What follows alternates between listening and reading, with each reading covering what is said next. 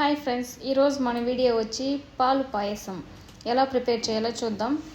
ముందుగా అయితే కొద్దిగా ఆయిల్ వేసుకొని అందులో జీడిపప్పు, ఇది ఎండు ద్రాక్ష వేసి ఈ విధంగా గోల్డెన్ బ్రౌన్ వచ్చేంత వరకు వేయించుకుందాం.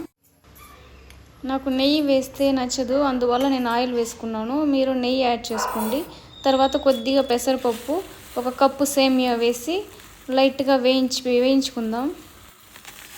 ఇది లైట్గా వేయించుకున్న తర్వాత ఇందులోనే లైట్గా మరగబెట్టుకున్న పాలుని ఇందులో యాడ్ చేసుకుందాం. ఇదైతే నేను 1/2 లీటర్ పాలు అయితే తీసుకుంటున్నాను. మరగబెట్టుకోకుండా కూడా పచ్చి పాలను కూడా మనం యాడ్ చేసుకోవచ్చు. నేను మరగబెట్టుకున్నాను, బిన్నె అయిపోతుందనేసి.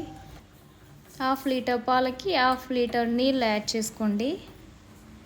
ఈ విధంగా చక్కెర వేయకుండా మరగబెట్టుకోవాలి.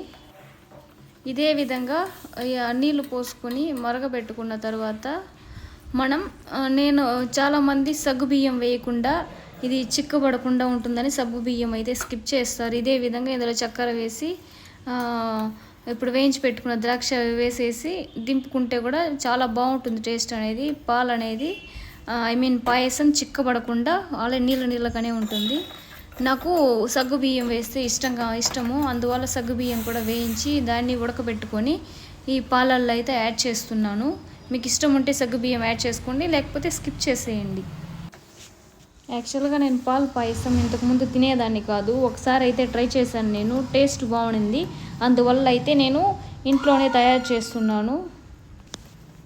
ఈ సగ్గుబియ్యం ఉడికిపోయిన తర్వాత ఈ పాలు ఇప్పుడు పాయసం మనము ఉడకబెట్టుకున్నాం కదా సేమియా, అందులోనే వీటిని యాడ్ చేసి కలుపుకుందాం. ఈ సగ్గుబియ్యం అయితే ఉడకాలి. ఉడికిన తర్వాత ఇందులో వేసి ఒక 5 మినిట్స్ అయితే ఉడకబెట్టుకుందాం. ఇప్పుడు 5 మినిట్స్ తర్వాత ఇందులో కొద్దిగా వేరే బౌల్లోకి తీసుకొని నేను దాన్ని బెల్లం పాయసం చేయాలనుకుంటున్నాను. చూడండి, ఈ విధంగా నాకు ఎంత కావాలో అంత బెల్లం పాయసానికి నేను తీసి ఈ బౌల్లో ఆ పక్క ఉడకబెడతాను, కుక్ చేస్తాను.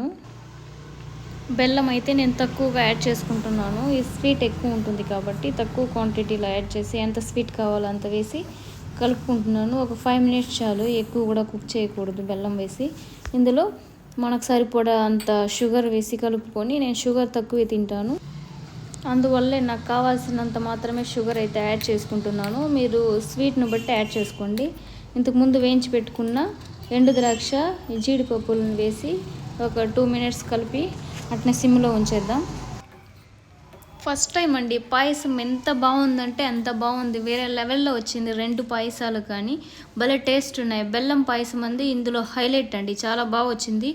మీరు ఒకసారి మా వీడియో కానీ నచ్చినట్లయితే మీరు ఇంట్లో ట్రై చేసి ఎలా వచ్చిందని కామెంట్ చేయండి. Thank you for the watching.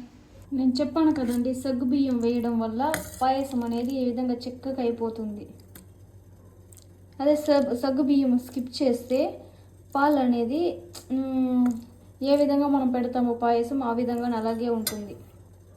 ఈ విధంగా అయినప్పుడు మనం ఎప్పుడైనా తినాలి అనుకున్నప్పుడు పాలని ఈ విధంగా మరగబెట్టుకొని దీన్ని హీట్ చేసుకొని ఇందులోకి మరగబెట్టుకున్న పాలను యాడ్ చేసుకొని ఒక 2 మినిట్స్ హీట్ చేసుకుంటే చాలు, బాగా వస్తుంది.